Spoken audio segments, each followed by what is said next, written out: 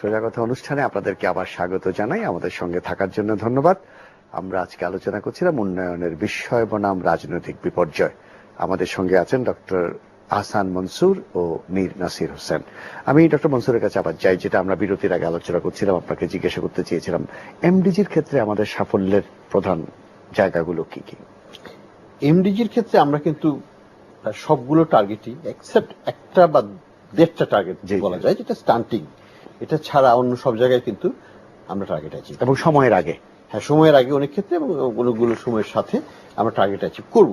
এবং সেগুলোর মধ্যে যেটা ইম্পর্টেন্ট যে জিনিসগুলো হচ্ছে, সেটা হচ্ছে যে একটা এডুকেশনের ক্ষেত্রে জেন্ডার ব্যালেন্স আনা। একটা ইসলামিক কান্ট্রিতে এটা একটা বিরাট একটা অ্যাচিভমেন্ট। আমাদের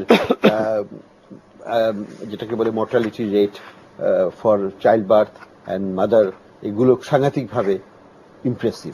আমাদের ইমিউনাইজেশন যে এটা হয় ট্রাইবটা, সেটা কিন্তু একটা ওয়ার্ল্ড একটা আলোচিত বিষয়। তো এগুলো আমরা অ্যাচিভ করেছি যে এবং এটার মূল কারণ কিন্তু অনেকগুলো ফ্যাক্টর কাজ করছে একসাথে। সেখানে আমি সরকারের রোলটাকে এখানে আমি ডিমিনিশ করব না। আমি মনে করি যে প্রত্যেকটা সরকার, বাংলাদেশে প্রত্যেকটা সরকার সোশ্যাল ইস্যুর ক্ষেত্রে তারা পজিটিভ সাপোর্ট দিয়েছে, এটা নিয়ে কোনো দ্বিমতের কিছু নাই। এবং পলিসি কন্টিনিউটিটা ছিল সব সময়, কিন্তু উজ্জ্বল করা হয়নি, যে কারণে সাপোর্টটা সবসময় পেয়েছে জনগণ। এবং এটার সাথে জনগণের সম্পৃক্ততার কারণে এটা, এবং এনজিওদের সম্পৃক্ততার কারণে গ্রামে গঞ্জে এটাকে বিস্তৃতি লাভ করে, এবং আমরা একটা সাফল্যজনক একটা ইমপ্লিমেন্টেশন আমরা দেখতে পাই এই সোশ্যাল সাইটটাতে। এটার সাথে যেটা যোগ হয়েছে সেটা কতগুলো জিনিস, সেটা আমাদেরকে খেয়াল করতে হবে। আমাদের রেমিটেন্স, বাংলাদেশের রেমিটেন্স আসে সাধারণ লোকের কাছ থেকে। তারা বেশিরভাগই হচ্ছে আনস্কিল্ড ওয়ার্কার। আমাকে অনেক সময় একটু বিতর্কিত পজিশন নিই যে যেহেতু আমরা বাংলাদেশিরা সবচেয়ে আনস্কিল্ড লোক এক্সপোর্ট করি, সেহেতু আমাদের বাংলাদেশের সোশ্যাল ট্রান্সফরমেশনে সেটা বেশি হেল্প করে। সবচেয়ে গরিব লোকেরাই, ঢাকা শহরের লোকে কিন্তু মিডল ইস্টে যায় চাকরি করে না, মানে ঢাকা শহরে মানে আমরা বা আপনারা কেউ যাবো না ওইখানে ওই ধরনের কাজ করতে। এবং আমরা যদি যাই আমেরিকাতে যাব, এবং আমরা বাংলাদেশ থেকে টাকা নিয়ে যাব। যারা যাচ্ছে তারা হচ্ছে সমাজের মোটামুটি ভাবে আমি বলবো নিম্ন মধ্যবিত্ত বা নিম্ন স্তরের, নিম্নবিত্তের লোকেরা। এবং তারা দেশের জন্য তারা প্রত্যেকটা পেনি সেভ করে দেশে পাঠিয়ে দেয়, এবং সেই টাকার বিনিময়ে ওখানে কষ্টকর জীবনযাপন করেও, ভয়ানকভাবে কষ্টকর জীবনযাপন করে, এবং সেই বিনিময়ে তাদের ছেলে মেয়েদের স্বাস্থ্য উন্নতি হচ্ছে, তাদের লেখাপড়া হচ্ছে, তাদের বাড়িঘরের পরিবেশ চেঞ্জ হচ্ছে, তাদের স্বাস্থ্যগত পরিবেশ চেঞ্জ হচ্ছে, যেটা সোশ্যাল ট্রান্সফরমেশনকে হেল্প করছে। সেটার সাথে আমি বলবো যে গার্মেন্টস সেক্টরের অবদানটা অনস্বীকার্য। এখানে যে উইমেন্স পার্টিসিপেশনটা যেটা হয়েছে, সেটার ফলে সামাজিক সচেতনতা অনেক বৃদ্ধি পেয়েছে। আমাদের এই ফার্টিলিটি রেটটাকে কমে যেতে সাহায্য করেছে। আমাদের participation of women in the labour force, যেটা হচ্ছে লেবার ফোর্সের গ্রোথ হচ্ছে একটা যে কোনো ইকোনমি চালিকা শক্তি, তার লেবারই তো, শ্রমিকরাই তো ইকোনমিকে চালায়। তাদের মধ্যে লেবারের পার্টিসিপেশন সাংঘাতিকভাবে বেড়েছে বাংলাদেশে বিকজ অফ আরএমজি সেক্টর। সেটাকেও আমরা শেয়ার করবো। কনস্ট্রাকশন সেক্টরে প্রচুর উইমেন কাজ করে সব ক্যাটেগরিতে। তো এইসব দিক থেকে যদি আমরা দেখি, আরেকটা জিনিস হচ্ছে আমাদের agriculture has played a very significant role. Agricultural income steadily বেড়েছে। এগ্রিকালচার কোনো দেশেই কোনো সময় এঞ্জিন অফ গ্রোথ হয় না, কিন্তু আমাদের স্টেডি গ্রোথ ইন এগ্রিকালচার আমাদের জনগণকে খাওয়াচ্ছে, এবং সেই সাথে যেটা হচ্ছে গ্রামীণ অর্থনীতিতে একটা ভয়ানক পজিটিভ রোল প্লে করছে। তো এই এগ্রিকালচারাল গ্রোথ, এই রেমিটেন্স, এটার ফলে গ্রামে গঞ্জে আমরা একটা জিনিস দেখতে পাই, সেটা হচ্ছে নন ফার্ম ইকোনমিক অ্যাক্টিভিটি, মানে এগ্রিকালচারের বহির্ভূত ইকোনমিক অ্যাক্টিভিটি গ্রামে গঞ্জে ছোট ছোট উদ্যোগ ছড়িয়ে যাচ্ছে। এবং সেগুলো কিন্তু প্রচন্ডভাবে আমাদের এই যাদের ল্যান্ডলেস ওয়ার্কার্স পার্টিকুলারলি, তাদের জীবিকার অর্জন, তাদের জীবনের মান উন্নয়ন, এগুলো তো ভয়ানকভাবে সাহায্য করছে। ধন্যবাদ ডক্টর মনসুর।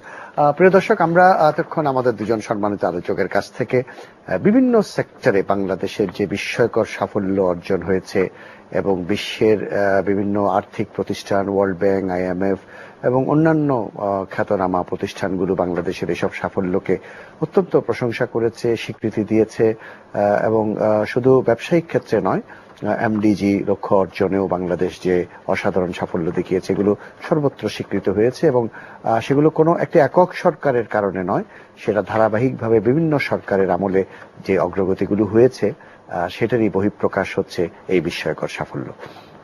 কিন্তু আমরা লক্ষ্য করেছি এবং অনেকে একথা বলে দুঃখ প্রকাশ করেছেন যে এই সাফল্য আরো বেশি আসতে পারত যদি আমাদের মধ্যে একটা সুস্থ রাজনীতি থাকতো, যদি আমাদের দেশে সত্যিকার অর্থে গণতন্ত্রের চর্চা থাকতো, যদি আমাদের দেশে সত্যিকার ভাবে একটা সক্রিয় সংসদ থাকতো। এগুলোর অভাবে আমাদের উন্নয়ন কার্যক্রম নানানভাবে ব্যাহত হয়েছে। আমরা প্রথমে মীর নাসির হোসেনের কাছে যাই, ব্যবসা কিভাবে ক্ষতিগ্রস্ত হচ্ছে এই সংঘাতময় রাজনীতির কারণে? ধন্যবাদ। আমি এই প্রশ্নের উত্তর দেওয়ার আগে আমি ছোট্ট এমনি জাস্ট ওনার সাথে, জি প্লিজ। সেটা হচ্ছিল যে মিডল ইস্টে মানে যে দরিদ্র যারা শ্রমিকরা বাইরে যাচ্ছে, একটা বিরাট সংখ্যা হচ্ছে মিডল ইস্টে। জি, সেখানে ইমিগ্রেশনের সুবিধা নেই, যার জন্য ওই তারা তো কষ্ট করে সেভ করে ফ্যামিলিতে দিয়েছে। আর একটা হচ্ছিল সেখানে তারা প্রপার্টি অ্যাকোয়ার করতে পারার সুযোগ নেই ইমিগ্রেশন। এইটাও কিন্তু হেল্প করেছে, কারণ তারা সে টাকাটা কিন্তু সব মানে অধিকাংশ টাকা এখানে পাঠাতে তারা বাধ্য। এটা একটা চিত্র। আর একটা হচ্ছিল যে ফ্যামিলি প্ল্যানিং এর ব্যাপারে আমার একটু জাস্ট মানে জানার আছে এবং আমার কনসার্ন আছে। আমাদের সেন্সাস যেটা হয়েছে সেটা কতটা শুদ্ধ হয়েছে আমি ঠিক জানি না, এটা অনেক কোয়েশ্চেন রয়েছে এবং তার জন্য অনেকগুলি কিন্তু প্যারামিটার, অনেক কিছু কিন্তু আপনি হয়তো সঠিকভাবে মূল্যায়ন করতে পারবেন কিনা। আমার কেন যেন মনে হয় যে continuity in the family planning ইয়েতে এইখানে কিছু ঘাটতি যে কোনো কারণে হয়েছে, যার জন্য আমরা যে সংখ্যাগুলি দেখছি actually based on the last census, তার সাথে যদি পরিমাপ করতে যান তখন একরকম চিত্র আসবে এবং বাস্তবে হয়তো একটু ভিন্ন চিত্র আসতে পারে। এটা উনি আমাদের হয়তো ভালো বলতে পারবেন। জি জি, আমি ওই প্রসঙ্গে যেতে চাই, সংঘাতময় রাজনীতির কারণে বাংলাদেশের একটা জিনিস হচ্ছিল যে কোনো অর্থনীতির জন্য পূর্ব শর্ত হচ্ছিল অর্থনৈতিক উন্নয়ন এবং তার গতিধারা বজায় রাখার জন্য পূর্ব শর্ত হচ্ছে রাজনৈতিক স্থিতিশীলতা। আমাদের দেশে তো আমরা স্বাধীনতার পরে আমরা 2-3 বছরের গণতন্ত্রের পরে তারপরে যে মানে রাজনৈতিক বিভিন্ন টানাপোড়েন আমরা এসছে, সেটা তো আমরা দেখেছি গণতন্ত্রের চর্চার বিভিন্ন রকম রূপ দেখেছি, সরকারের বিভিন্ন রকম রূপ দেখেছি। তারপরে ফাইনালি আমরা 91-এ গণতন্ত্রের নতুন অভিযাত্রা। তখন থেকে আমাদের প্রত্যাশা ছিল যে একদিকে যেমন মুক্তবাজার অর্থনীতি তখন থেকে শুরু হলো 90-এর গোড়ার দিক থেকে, যেখানে প্রাইভেট সেক্টর ইঞ্জিনের গ্রোথ মানে এই ডেভেলপমেন্টের ইঞ্জিন হিসাবে বা চালকের ভূমিকায় অবতীর্ণ হলো। পাশাপাশি আমরা আশা করেছিলাম গণতন্ত্রটা দেশে বিকশিত হবে, কিন্তু আনফরচুনেটলি গণতন্ত্র বিকশিত না হওয়ার জন্য সংঘাতময় রাজনীতি কিন্তু তখন থেকেই শুরু হয়েছে, একদম প্যারালালি গিয়েছে, যার জন্য আজকে যে অবস্থায় এসে দাঁড়িয়েছে। আপনি দেখেন এখানে 4টে ইলেকশন হয়েছে 1991-এ একটা কেয়ারটেকারের মাধ্যমে, আপনি আন্দোলনের পরে আমরা সবাই জানি 96-এর ইলেকশনে আবার আমাদের কিন্তু দীর্ঘদিন রাজনৈতিক অস্থিরতা চলেছে। 2000 ইলেকশনের সময় there was no chaos towards 2006-এ আমরা কিন্তু আবার দেখেছি সবসময় কিন্তু কেয়ারটেকার ইস্যু নেই।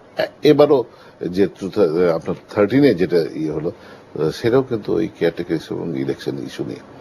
এই জিনিসটা আমাদেরকে পিছিয়ে দিয়েছে, আমাদের ভাবমূর্তি ক্ষতিগ্রস্ত হয়েছে, আমাদের যে সম্ভাবনা ছিল সেই সম্ভাবনাটাকে টানিয়ে নিচে একদম টেনে নিচে নামিয়ে এনেছে। এই জিনিসগুলি যদি না হতো আমরা মনে করি, এবং দুটো জিনিস যদি এখানে হতো, সুশাসন যদি প্রতিষ্ঠিত হতে পারত দেশে, আর 2 নম্বর হচ্ছিল যে গণতন্ত্র যদি সঠিকভাবে চর্চা হতো এবং রাজনৈতিক অস্থিরতা যদি না থাকতো, স্থিতিশীলতা থাকতো, তাহলে আমি মনে করি যে যেটা আমরা বলছি 7.2% গ্রোথ, তার থেকে বেশি হওয়া বিচিত্র কিছু ছিল না, কিন্তু সেটা হয়নি। ধন্যবাদ ডক্টর মনসুর, এই বিষয়ে আপনার বক্তব্য যে আমরা কি কি কারণে পিছিয়ে যাচ্ছি, রাজনৈতিক কারণগুলো কি? আমি সবসময় আশা করতাম যে আমরা কোনোদিন কি এই দিনটা দেখতে পারবো না যখন জনগণ স্বতঃস্ফূর্ত ভাবে স্থায়ী যে সরকার আছে তাকেই আবার ভোট দিয়ে জয়যুক্ত করবে। অর্থাৎ সেটা হচ্ছে না, সেটা কেন হচ্ছে না? মানে তার শাসনটা এমন হবে যে এমন জনগণই হবে, চাইবে, জনগণই চাবে। আমরা যদি আজকে জার্মানির দিকে তাকাই, অ্যাঞ্জেলা জি জি মার্কেল 3 বার থার্ড টাইম, এবং থার্ড টাইমে সে সবচেয়ে বেশি ভোট পেয়ে পুনর্নির্বাচিত হল। What does it say? It Sage quality of governance. তার মানে জনগণকে এমন সুশাসনের দ্বারা অভিভূত করেছে যে জনগণ তাকে স্বতঃস্ফূর্তভাবে সবচেয়ে বেশি ভোট দিয়ে, প্রথমবারের চাইতেও বেশি ভোট দিয়ে তৃতীয়বারের মতো বসাচ্ছে। আমরা কি কেন, আমাদের রাজনীতিবিদরা কেন এই পথটা ফলো না করে তারা প্রথমেই চিন্তা করে কিভাবে নেক্সট ইলেকশনটাকে ম্যানিপুলেট করতে হবে? দ্যাটস পিওর এন্ড সিম্পল, সোজা কথা। আপনাদের বিভিন্ন সময় হয়েছে, বিভিন্ন এটা সময় আমরা সব সময় দেখে আসছি যে এটা ম্যানিপুলেট করার একটা প্রচেষ্টা শুরু থেকেই যেন শুরু। তার মানে হচ্ছে। কনফিডেন্সের অভাব, জনগণের প্রতি আস্থার অভাব। জনগণকে তারা তোয়াক্কা করে না। তারা হচ্ছে যে আমি somehow I will manipulate the system which never worked in the history of Bangladesh so far. এবার হবে কি হবে না আমি জানি না, কিন্তু এতদিন কোনোভাবে এটা কাজ করে নাই। কিন্তু প্রচেষ্টা কিন্তু সবসময় আমরা দেখে আসছি। এই জিনিসটাই আমাদের সবচেয়ে পীড়া দেয়।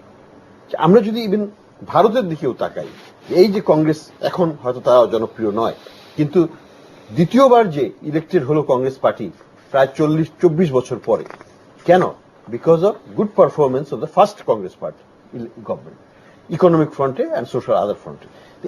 এই জিনিসটা আমরা কেন এই জিনিস গুড গভর্নেন্সের উপর আমরা নজর দেই না?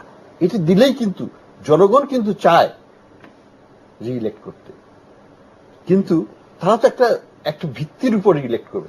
তারা চাবে তখনই যখন তারা আত্মসন্তুষ্ট বোধ করবে যে সরকার চেষ্টা করেছে, সরকার উন্নতি করেছে, সরকার গুড গভর্নেন্স এনেছে, লুটতরাজ বন্ধ করেছে, দুর্নীতি বন্ধ করেছে, ঠকবাজি বন্ধ করেছে।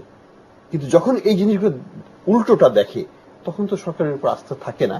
ফলে যেটা হয়, ইনকামবেন্সি একটা বিরাট লায়াবিলিটি হয় এবং সেটাকে তখন ম্যানিপুলেট করার চেষ্টা করা হয়। এই প্রচেষ্টা থেকে আমরা কবে বের হব আমরা জানি না, এবং এই প্রচেষ্টা থেকে বের না হওয়া পর্যন্ত কিন্তু আমাদের গণতান্ত্রিক প্রক্রিয়া কোনো মতেই সুষ্ঠুভাবে আমাদেরকে এই ট্রানজিশন, ডেমোক্রেটিক ট্রানজিশন যেটা, সেটা উপহার দেবে না। ধন্যবাদ ডক্টর মনসুর। জনাব মীর নাসির, অনেকে বলেন যে আমরা ঠিক গণতন্ত্রের উপযুক্ত হইনি, আমরা সত্যিকার অর্থে গণতন্ত্রের চর্চা করতে পারি না, সেজন্য গণতন্ত্রের নামে সংঘাতময়, প্রতিহিংসাময় রাজনীতিকে আমরা লালন করছি এবং সেজন্য আমাদের উন্নয়ন, আমাদের ব্যবসা বাণিজ্য ক্ষতিগ্রস্ত হচ্ছে। তো এই আমরা কি আমাদের সংঘাতময় রাজনীতির থেকে ব্যবসা বাণিজ্য, অর্থনীতিকে আলাদা করতে পারতাম না? আপনার কাছে আমার একটা প্রশ্ন, আমরা বলতে আপনি কি বলছেন? আমরা হচ্ছে জনগণ। জনগণ, এখানে জনগণ আর শাসক গোষ্ঠী বা রাজনীতির সাথে যারা জড়িত, এটা কিন্তু একদম ভিন্ন হয়ে গেছে এখন। কারণ জনগণ কিন্তু সঠিক সিদ্ধান্ত নিতে পারে, তারা গণতন্ত্রের চর্চা করেছে। এই দেশে যতগুলি নির্বাচন হয়েছে, আপনি ইভেন ব্রিটিশ আমল থেকে ধরেন 46 এর সেই ল্যাম্পপোস্টের ভোট যেটা হয়েছিল, তার থেকে 54 ইলেকশন দেন, 71 ইলেকশন দেন, জনগণ তো 91 ধরেন। তারপরে আমি মনে করি যে জনগণ যারা মেইন প্লেয়ার আর কি, যারা জিনিসটাকে হ্যান্ডেল করে। গণতন্ত্র আমরা মুখে বলি, কিন্তু সেটাকে আমরা কিন্তু ইনস্টিটিউশনালাইজ করছি না, আমরা চর্চাও করছি। হ্যাঁ, চর্চা, পার্লামেন্টারি ডেমোক্রেসি করেছি, কিন্তু সেখানে 70 অনুচ্ছেদ রয়েছে। আপনি ফ্লোর ক্রসিং বা গভর্নমেন্টের কোন ইয়ের এগেইনস্টে আপনি ভোট দিতে পারবেন না, তার মেম্বারশিপ চলে যাবে। আপনি আজকে ইউএস ইয়েতে দেখেন, ইউএসএ তো একটা অদ্ভুত democracy, different type of democracy, নানান রকম সিস্টেম, কমিটি, প্রেসিডেন্ট, কিন্তু এটা মানে ওয়েস্টমিনিস্টার ডেমোক্রেসির মতো নয়, কিন্তু it has got beauty also. আপনি চেক এন্ড ব্যালেন্স আছে। হ্যাঁ, চেক এন্ড ব্যালেন্স রয়েছে। আপনার প্রেসিডেন্ট হতে গেলে প্রাইমারি করে আসতে অনেক কষ্ট করে থাকে প্রেসিডেন্ট, একটা ইলেকশন প্রসেস, ওখানে ক্যান্ডিডেট হয় একটা কষ্টকর। তারপরে আপনার হচ্ছে সিনেট রয়েছে, কংগ্রেস রয়েছে, এখানে চেক এন্ড ব্যালেন্স রয়েছে। আপনি দেখবেন এই যে ভোটিং, যে মেজর ইস্যু, আপনি ওবামা কেয়ারের ভোটিং ধরেন, এইবার বাজেটের ভোটিং ধরেন, আপনি দেখবেন যে মোশনের পক্ষে রিপাবলিকানদের অনেকে ভোট দিচ্ছে, এই জিনিসটা, কিন্তু তার তো মেম্বারশিপ যাচ্ছে না। সেখানে স্ট্রেংথ অফ ডেমোক্রেসি তো ওই জায়গায়। আপনি হয়তো করে দিতে পারতেন কি, মেজর কতগুলি ইস্যুতে গভর্নমেন্ট মানে পার্টির এগেইনস্টে ভোট দেওয়া যাবে না, কিন্তু এইটা একদম সিল করে দেওয়াতে হয়েছে কি, গণতন্ত্র আতুরেই কিন্তু মানে ক্ষতিগ্রস্ত, এটা ইয়েসম্যান গণতন্ত্র হয়ে গেছে। তারপরে ক্ষমতায় আসলে, ক্ষমতার এমন একটা ক্ষমতার এমন একটা ইয়ে যে আমি জিতলে উইনার্স টেক অল। আমরা 5 বছরের জন্য মনে হয় একটা লাইসেন্স নিয়ে তারপরে ওই মিড টার্মে এসে চিন্তা করে যে আমি তো ভালো কাজ করতে পারছি না, তখন নেক্সট ইলেকশন কিভাবে Manipulate করা যায় কেমনে। ম্যান্ডেলা সে বিখ্যাত, ম্যান্ডেলা বলে যে গভর্নমেন্টকে দেখতে হবে কিভাবে সে কতটুকু ভালো কাজ করেছে সেটা না, কত খারাপ কাজ সে কম করেছে সেইখান থেকে মূল্যায়ন হবে। জি জি, ধন্যবাদ জনাব মীর নাসির। আমাদের সময় একদম শেষ। ডক্টর মনসুর, এই প্রসঙ্গে আপনি যদি কিছু অ্যাড করেন। আমরা কি আলাদা করতে পারতাম না আমাদের সংঘাতময় রাজনীতি একদিকে চলবে কিন্তু বিজনেস এবং ফিনান্সিয়াল ইনস্টিটিউশনকে আমরা কাজ করতে দেব? না, এটা অবাস্তব। কারণ অর্থনীতি একটা আমাদের সমাজের বহির্ভূত কোনো কিছু নয়, এটা পার্ট অফ দ্য সোসাইটি এবং politics is part of the. কিন্তু ওটা হ্যাম্পার হলে তো আমরা পিছিয়ে যাচ্ছি। অবশ্যই অবশ্যই। এবং যখন অ্যাডভার্সারিয়াল রিলেশনশিপে যায়, পলিটিক্স সংঘাতময় হয়, তখন স্বাভাবিকভাবেই একটা চাপ সৃষ্টি করার জন্য যখন যারা উইকার পার্টি বা যারা নিজেদেরকে ভিকটিম মনে করছে তারা তখন অর্থনৈতিক অন্য কর্মকাণ্ডগুলোকে ব্যাঘাত করবে, যার ফলে একটা চাপ সৃষ্টি হবে সরকারের উপর। যখন ডেমোক্রেটিক প্রসেস নর্মালি চলবে না তখন তো অন্য একটা প্রসেসে যেতে হবে। দুটো হয়, সেটা একটা হচ্ছে যে হয়তো আন্ডারগ্রাউন্ড হয়ে যেতে পারে, সেটা এখন পর্যন্ত বাংলাদেশে হয় নাই থ্যাঙ্কফুলি, সেটা আমরা আশা করি আমরা অত দূর যাব না। কিন্তু তার আগের যে স্টেজটা সেটা হচ্ছে হরতাল বা বন্ধ, ইন্ডিয়াতে যেটা হয় বিভিন্নভাবে অর্থনৈতিক চাপ সৃষ্টি করা, সাম্প্রতিককালের অবরোধ, হ্যাঁ, সরকারকে যাতে একটু নাড়া দেওয়া যায়। তো এই অ্যাঙ্গেল থেকে কিন্তু তারা এটা করছে। কাজে এই জন্য সেপারেট করা আমি কোনো উপায় দেখি না এটাকে সেপারেট। তবে আমার মনে হয় বিস্তারিত আলোচনা করলে উপায় যে বের করা যাবে না তা না। না, তাইলে পর আপনি ডেমোক্রেটিক প্রসেসে আসতে হবে। ডেমোক্রেসি তো ফার্স্ট কন্ডিশন। অর্থাৎ প্রবলেমটা তো আমি যখন প্রথম কন্ডিশন তো ডেমোক্রেটিক ভ্যালুজ নিয়ে ডেমোক্রেটিক অ্যাক্টিভিটিকে আমি আন্ডারমাইন করব না, যদি এই প্রমিস যদি আমি করি এবং এটাকে কমপ্লাই করি, তাহলে কিন্তু অন্য চাপ সৃষ্টি করতে হয় না। কিন্তু আমি যদি পজিশন বের করে আমাকে মার দেওয়া হবে, আমাকে অ্যারেস্ট করা হবে বা সামনে, তাহলে তো উপায় তো নাই, তখন অন্যভাবে করতে হবে। এটা যদিও আমরা ক্ষতিগ্রস্ত সবাই, কিন্তু জনগণ কিন্তু এটাও আবার বোঝে যে এটা ছাড়া কোনো উপায়ও নাই। অপোজিশন পার্টি এটা আওয়ামী লীগ করেছে কতবার, এবার বিএনপি করছে, কিন্তু এটা তো চলতে দেওয়া যায় না। এটা চলতে দেওয়া, এটা সমাজের জন্য, অর্থনীতির জন্য, দেশের জন্য খুবই ক্ষতিকর। সেজন্য রাজনীতিবিদদেরই এটা সলভ করতে হবে যে এইভাবে আমরা নিজেদেরকে নিজে ক্ষতি করতে কতদিন দেব। জি, ধন্যবাদ ডক্টর আহসান মনসুর, ধন্যবাদ জনাব মীর নাসির হোসেন। প্রিয় দর্শক, আজকে আমরা আলোচনা করছিলাম উন্নয়নের বিস্ময় বনাম রাজনৈতিক বিপর্যয় সম্পর্কে। আমাদের সম্মানিত দুজন আলোচকের বক্তব্য থেকে আপনারা নিশ্চয়ই বুঝতে পেরেছেন যে আমাদের উন্নয়নে অনেক রকমের অগ্রগতি হয়েছে। আমাদের দেশের নানা সীমাবদ্ধতা সত্ত্বেও আমরা যে গণতান্ত্রিক আমলে অনেক দূর এগিয়েছি, অনেক উন্নয়ন করেছি, অনেক রকমের লক্ষ্য অর্জন করেছি, সহস্রাব্দ লক্ষ্যমাত্রা অর্জন করেছি, এগুলো সবই বিস্ময়কর সাফল্য। এবং এই কথা আমাদের নয়, এটা বলছে বিশ্ব সমাজ, এটা বলছে ওয়ার্ল্ড ব্যাংক, এটা বলছে IMF, এটা বলছে আন্তর্জাতিক বিভিন্ন গবেষণা প্রতিষ্ঠান। তাহলে এটা আমাদের মেনে নিতে কোনো দ্বিধা নেই যে বাংলাদেশ উন্নয়নের ক্ষেত্রে বিরাট সাফল্য অর্জন করেছে। কিন্তু পাশাপাশি আমরা অত্যন্ত দুঃখের সঙ্গে, ক্ষোভের সঙ্গে লক্ষ্য করছি যে আমাদের গণতন্ত্র চর্চা অত্যন্ত দুর্বল। আমরা 90-এর পরে গণতান্ত্রিক পর্বে প্রবেশ করেছি বলে দাবি করি, সেটা আসলে একটা প্রহসন। আমরা আসলে 5 বছর পর একটা নির্বাচনের গণতন্ত্র করছি। আমরা গণতন্ত্রের মূল্যবোধগুলি প্রতিষ্ঠা করতে পারিনি। আমাদের সরকারি দল এবং বিরোধী দলের মধ্যে কোনো গণতান্ত্রিক সম্পর্ক নেই। আমরা জাতীয় সংসদকে একটা কার্যকর প্রতিষ্ঠানে পরিণত করতে পারিনি। আমরা দুর্নীতি দমন কমিশনকে একটা এফেক্টিভ প্রতিষ্ঠানে পরিণত করতে পারিনি। আমরা স্বাধীন বিচার ব্যবস্থা 100 ভাগ করতে পেরেছি বলে দাবি করতে পারবো না। অনেক রকম ইনস্টিটিউশনে আমরা দুর্বলতা রেখে দিয়েছি। সেজন্য আমাদের এই বিস্ময়কর উন্নয়ন সত্ত্বেও আমরা পিছিয়ে যাচ্ছি। আমাদের আজকে আরো উপরে থাকার কথা। আমাদের আশেপাশে অনেক দেশ আমাদের চেয়ে পরে স্বাধীনতা অর্জন করেছে, তারা আমাদের চেয়ে অনেক এগিয়ে, আমরা পিছিয়ে আছি। সাম্প্রতিককালে যে রাজনৈতিক হানাহানি হচ্ছে, যে সন্ত্রাস সহিংসতা হচ্ছে, তাতে আমাদের দেশের অর্থনীতিতে একটা বিরাট চাপ পড়বে। আপনারা পত্রপত্রিকায় লক্ষ্য করেছেন, বিশেষজ্ঞরা বলেছেন যে আমাদের যে প্রধান একটা অর্থনৈতিক স্তম্ভ গার্মেন্টস, সেই গার্মেন্টসের অনেক অর্ডার চলে যাচ্ছে অন্যান্য দেশে। অন্যান্য ক্ষেত্রেও এটার প্রভাব পড়বে। কাজে আমরা আমাদের রাজনীতিবিদদের দৃষ্টি আকর্ষণ করে বলবো, দেশের স্বার্থে, দেশের অর্থনীতির স্বার্থে আপনারা সংঘাতময় রাজনীতি পরিহার করুন এবং গণতান্ত্রিক মূল্যবোধে রাজনীতিটাকে প্রতিষ্ঠিত করুন। এই প্রত্যাশায় আজকে সোজা কথা অনুষ্ঠান আমরা এখানেই শেষ করছি। সবাইকে অনেক ধন্যবাদ। খুদা হাফেজ।